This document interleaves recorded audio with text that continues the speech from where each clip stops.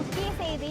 என் வீட்டில் நான் உட்காரும் இடத்திற்கு அருகே ஒட்டு கேட்கும் கருவி இருந்தது கண்டுபிடிக்கப்பட்டது என ராமதாஸ் தெரிவித்திருக்கிறார். என் வீட்டில் நான் உட்காரும் இடத்திற்கு அருகே ஒட்டு கேட்கும் கருவி இருந்தது கண்டுபிடிக்கப்பட்டது என பாமக நிறுவனர் ராமதாஸ் தெரிவித்திருக்கிறார். முக்கிய செய்தியாக பார்த்து வருகிறோம். என் வீட்டில் நான் உட்காரும் இடத்திற்கு அருகே ஒட்டு கேட்கும் கருவி இருந்தது கண்டுபிடிக்கப்பட்டது என பாமக நிறுவனர் ராமதாஸ் தெரிவித்திருக்கிறார். இது குறித்த மேலும் விவரங்களை வழங்குவதற்காக நமது செய்தியாளர் விவேக்குமார் இணைப்பில் உள்ளார். விவேக்குமார், இந்த நிகழ்வு தொடர்பான முழுமையான விவரங்கள் என்ன? வணக்கம் கிருஷ்ணவேணி. கடலூர் மாவட்டம் விருதாச்சலம் பகுதியில இன்று நடைபெற்ற பாமக மற்றும் வன்னியர் சங்க பொதுக்குழு கூட்டத்துல பாமக நிறுவனர் ராமதாஸ் ஒரு பரபரப்பு தகவலை ஒன்று தெரிவித்துள்ளார். அதன்படி தனது வீட்டில யாரோ ஒட்டு கேட்கும் கருவி வைத்துள்ளனர், அதனை கைப்பற்றி தற்போது யார் வைத்தார்கள் என்ற விசாரணை நடத்தப்பட்டு வருவதாக தெரிவித்துள்ளார். மேலும் லண்டனில் இருந்து அந்த கருவி வாங்கப்பட்டு வந்ததாகவும் தனது இல்லத்தில் தான் உட்காரும் இடத்திற்கு அருகே அந்த கருவி ஒட்டு கேட்கும் கருவி இருந்ததாகவும் அவர் குறிப்பிட்டுள்ளார். கடலூர்ல விருதாச்சலம் அருகே இருக்கக்கூடிய பகுதியில கடலூர் மேற்கு மாவட்ட பாமக மற்றும் வன்னியர் சங்கத்தின் சார்பில் பொதுக்குழு கூட்டம் இன்று நடைபெற்றது.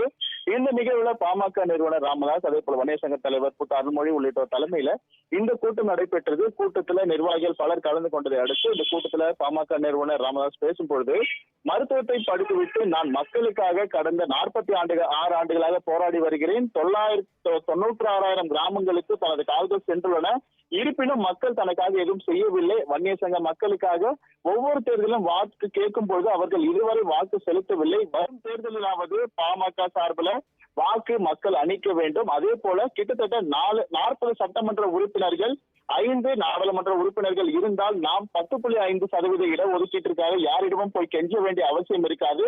எனவே வன்னியர் சங்க மக்களும் அனைவருமே தான் கூறும் நபருக்கு தான் வாக்களிக்க வேண்டும் என்ற உறுதிமொழியை அனைவரும் ஏற்க வேண்டும்.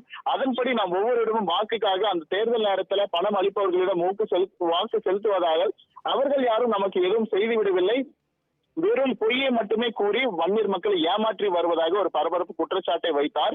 தொடர்ந்து அனைவரும் வருகின்ற சட்டமன்ற தேர்தலில் தான் கூறும் நபர்களுக்கு வாக்களித்து குறைந்தது 40 சட்டமன்ற உறுப்பினர்கள், 5 நாடாளுமன்ற உறுப்பினர்களை கொண்டு வர வெற்றி பெற செய்ய வேண்டும் என அவர் கேட்டுக்கொண்டார். இதனை அடுத்து செய்தியாளர்களுக்கு அளித்த பேட்டியில அவர் தெரிவிக்கும் பொழுது, தனது வீட்டுல யாரோ ஒருவர் அந்த ஒட்டு கேட்கும் கருவி வைத்துள்ளார், அதனை கைப்பற்றி தற்போது விசாரணை நடத்தப்பட்டு வருவதாகவும், மேலும் தனது இல்லத்தில் தான் உட்காரும் அந்த நாற்காலிக்கு அருகே அந்த ஒட்டு கேட்கும் கருவி இருந்ததாகவும், அந்த கருவி லண்டனில் இருந்து வந்திருக்கிறது கண்டுபிடிக்கப்பட்டது என தெரிவித்த அவர், அதை யார் வைத்தார், எதற்காக வைத்தனர் என்பது குறித்து விசாரிக்கப்பட்டு வருவதாகவும் அவர் தெரிவித்தார்.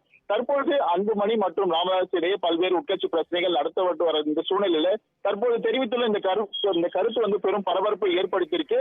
மேலும் இந்த கூட்டத்தில் பாமக நிறுவனர் ராமதாஸ் அவர் தெரிவிக்கும் பொழுது, யார் வைத்தார்கள், எதற்காக வைத்தார்கள் என்பது குறித்து விசாரணை நடத்தப்பட்டு வருவதாகவும் அவர் தெரிவித்துள்ளார். கிருஷ்ணவேணி, கடலூரில் பாமக சார்பில் நடைபெற்ற கூட்டத்தில் தன் வீட்டில் தான் உட்காரும் இடத்தில் ஒட்டு கேட்கும் கருவி கண்டுபிடிக்கப்பட்டது என பாமக நிறுவனர் ராமதாஸ் தெரிவித்திருக்கிறார். இது குறித்த முழுமையான விவரங்களை வழங்கியதற்கு நன்றி விவேக்குமார்.